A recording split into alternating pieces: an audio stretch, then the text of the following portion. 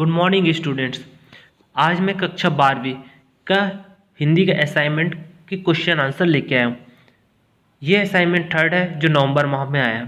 तो चलिए आते हैं समय वेस्ट न करते हुए क्वेश्चन आंसर पर। उससे पहले आप लोगों ने यदि चैनल को सब्सक्राइब नहीं किया तो प्लीज़ चैनल को सब्सक्राइब कर लीजिएगा, ज़्यादा ज़्यादा फ्रेंड को शेयर कीजिएगा। पहला क्वेश्चन है, पहलवान की ढोलक कहानी के किस किस मोड़ पर लुट्टन के जीवन में क्या क्या परिवर्तन है, लिखिए। इसका आंसर चलिए देखते क्या होगा। पहले का आंसर है, कहानी में लुट्टन के जीवन में अनेक परिवर्तन आए। पहला, माता पिता के बचपन में ही देहांत होना। दूसरा, सास द्वारा उसका पालन पोषण किया जाना और सास पर हुए अत्याचारों का बदला लेने के लिए पहलवान बनना। बिना गुरु के कुश्ती सीखना, ढोलक को अपना गुरु समझना। पत्नी की मृत्यु का दुख सहन और 2 छोटे बच्चों का भार संभालना। जीवन के 15 वर्ष राजा की छत्र छाया में बिताना, परंतु राजा के निधन के बाद उनके पुत्रों द्वारा राजमहल से निकाला जाना। छठवां, गांव के बच्चों को पहलवानी सिखाना। सातवां, अपने बच्चों की मृत्यु के असहनीय दुख को सहना। और आठवां, महामारी के समय अपनी ढोलक द्वारा लोगों को उत्साह का संचार करना। ये पहले का आंसर है। अब आते हैं सेकंड नंबर का क्वेश्चन, जो कि गद्यांश है। गद्यांश को पढ़ना है और उसके प्रश्नों का उत्तर देना है। सेकंड नंबर का क्वेश्चन हम लोग को गद्यांश दिया गया है। आप इसे आराम से पढ़ेंगे, मैं इसका प्रश्न उत्तर दे रहा हूँ। तो इसका गद्यांश का प्रश्न उत्तर है सेकंड नंबर का, सरहद की तरफ बढ़ते हुए प्लेटफॉर्म का कैसा दृश्य उपस्थित था। तो इसका आंसर, प्लेटफॉर्म पर उसके बहुत से दोस्त, भाई, रिश्तेदार थे। हसरत भरी नज़रों से बहते हुए आंसू, ठंडी सांसों और भींचे हुए होठों के बीच से कटती हुई रेल सरहद की तरफ बढ़ रही थी। इसके अंशी यहाँ गद्यांश में ही आंसर है फर्स्ट लाइन पे। ये देखिए, प्लेटफॉर्म पर उसके बहुत से दोस्त, भाई, रिश्तेदार हसरत भरी नज़रों से बहते हुए आंसू, ठंडी सांसों और भींचे हुए होठों के बीच से कटती हुई रेल सरहद की तरफ बढ़ रही थी। ये इसका आंसर है। सेकेंड नंबर, अटारी क्या है, वहाँ पुलिस बदलाव क्यों हुआ। अटारी भारत और पाकिस्तान सीमा पर स्थित है और सीमा पर के पार पाकिस्तान पंजाब में वाघा की बस्ती है। अटारी में पाकिस्तानी पुलिस उतरी, हिंदुस्तानी पुलिस सवार हुई, इसलिए वहाँ क्या हुआ, बदलाव हुआ। तीसरा है, लाहौर और अमृतसर में अंतर क्यों नहीं प्रतीत हुआ। लाहौर और अमृतसर में अंतर महसूस नहीं हुआ क्योंकि दोनों नगरों की जमीन, बोली, पहनाव आदि एक जैसा था। दोनों तरफ के लोग एक ही भाषा में बात कर रहे थे, उनके मिलने का तरीका भी एक था, इसलिए वहाँ हमें लाहौर और अमृतसर में हमें अंतर महसूस नहीं हुआ। चौथा, और दोनों राज्य एक दूसरे से जुड़े हुए हैं तो वो तो लगेगा ही नहीं, भाषा अलग टाइप का। भारतीय और पाकिस्तानी में कौन कौन सी समानता है। दोनों की भाषा समान है, पहनावा, बोली, अंदाज, एक जैसी सूरतें, गालियाँ भी एक सी थी। दोनों बड़े प्यार से एक दूसरे को नवाज रहे थे।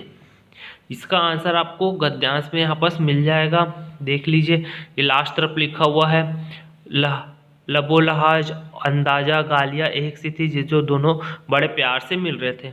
लास्ट क्वेश्चन है, भारत पाकिस्तान के निवासियों के बीच मुश्किल क्या है, स्पष्ट कीजिए। मुश्किल सिर्फ इतनी थी कि भरी हुई बंदूकें दोनों के हाथों में थी। भरी हुई बंदूकें दोनों के हाथों में थी। ये लास्ट लाइन पे इसका आंसर दिया हुआ है गद्यांश के, बस मुश्किल सिर्फ इतनी थी कि भरी हुई बंदूकें दोनों के हाथों में थी। ये गद्यांश का आंसर हो गया।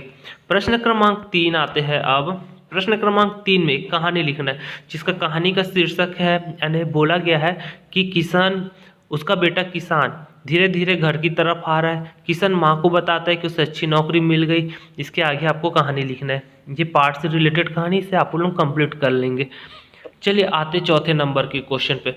जूझ कहानी का कथानायक को अपनी पढ़ाई जारी रखने के लिए संघर्ष करना पड़ा, और आपको इस संघर्ष करना पड़ा है तो आपके अनुकूल और प्रतिकूल प्रतिक्रिया क्या होगी। जीवन मूल्यों को दृष्टि को स्पष्ट करते हुए अपने विचार लिखे। तो चलिए आते चौथे नंबर के आंसर पे। चौथे नंबर का आंसर है, यह कहानी एक किशोर के देखे और भोगे ग्राम्य जीवन के यथार्थ की गाथा है। इस कहानी में किशोर के पिता के तानाशाही रवैये के कारण खेती में लगना पड़ा। उसका मन पाठशाला के लिए तड़पता था।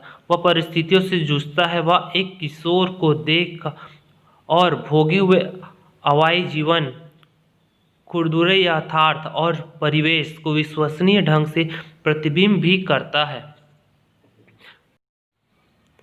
कथानायक शिक्षा प्राप्त करने के लिए कई स्तर पर जूझता है। पहले वह घर में संघर्ष करता है, इसके बाद स्कूल में भी पढ़ाई के लिए जूझना पड़ता है, आर्थिक संकट से भी उसे परेशानी उठाना पड़ता है। इन सब संघर्ष के बावजूद वह अपनी पढ़ाई जारी रखता है। वह कविता पाठ करने लगता है, गणित में भी अव्वल था, इस कारण सभी उसे आनंद कहने लगे थे। लेखक ने आत्मकथा में अपने जीवन संघर्ष को व्यक्त किया। यह कहानी प्रतिकूल परिस्थितियों में संघर्ष की कहानी। कथानायक ने अंत में अपने संघर्ष की सफलता भी मिलती है। आगे और नेक्स्ट पैराग्राफ चेंज करके लिखिएगा। जूझ कहानी में किशोर युवक के संघर्ष को व्यक्त किया है। यह संघर्ष आधुनिक युवाओं को प्रेरणा दे सकती है। ये जो निम्नलिखित है, पहला दूरदर्शिता।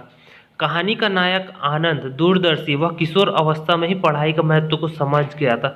उसे पता था कि खेती से ज़्यादा आमदनी नहीं है, वह नौकरी या व्यवसाय का महत्व को समझ गया। सेकंड है मेहनती। आनंद बेहद मेहनती था, वह खेत में कठोर मेहनत करता था तथा पढ़ाई में भी अव्वल था।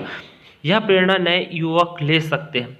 तीसरा था संघर्षशीलता। आधुनिक किशोरियों कम संघर्ष में से सफलता अधिक चाहते। आनंद ने पढ़ाई, खेती, स्कूल, समाज हर जगह प्रतिकूल परिस्थितियां होते हुए भी सफलता पाई। उसको संघर्ष की प्रेरक है।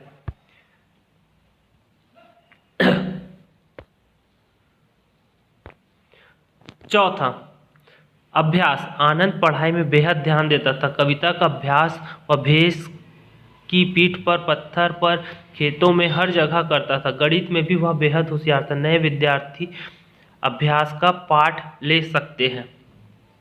ये जूझ कहानी के कुछ से महत्वपूर्ण तथ्य थे जिसके आधार पर मैंने ये आंसर दिया है। इसे आप लोग लिख सकते हैं। अब हम आते हैं लास्ट नंबर के क्वेश्चन पे। ये लास्ट नंबर,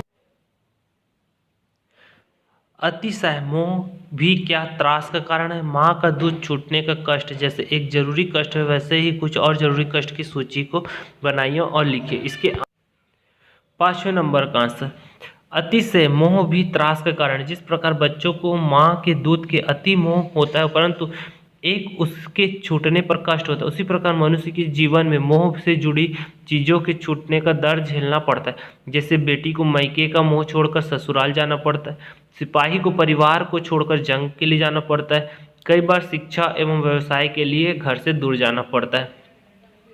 ये प्रश्न क्रमांक 5 का आंसर है। शब्द सीमा था 75 से 100 और इसका 4 अंक थे। ये आज हम लोगों ने कक्षा 12वीं के हिंदी के असाइनमेंट के क्वेश्चन देखे। एक कहानी लिखना था प्रश्न क्रमांक 3 में, उसे आप लोग कंप्लीट कर लेंगे क्योंकि बुक पर दिया हुआ है, उसी पर आधारित वह कहानी है। तब हम मिलते हैं नेक्स्ट वीडियो में इसी प्रकार के और भी असाइनमेंट और पढ़ाई से रिलेटेड टॉपिक्स को लेके। Okay, thank you, bye.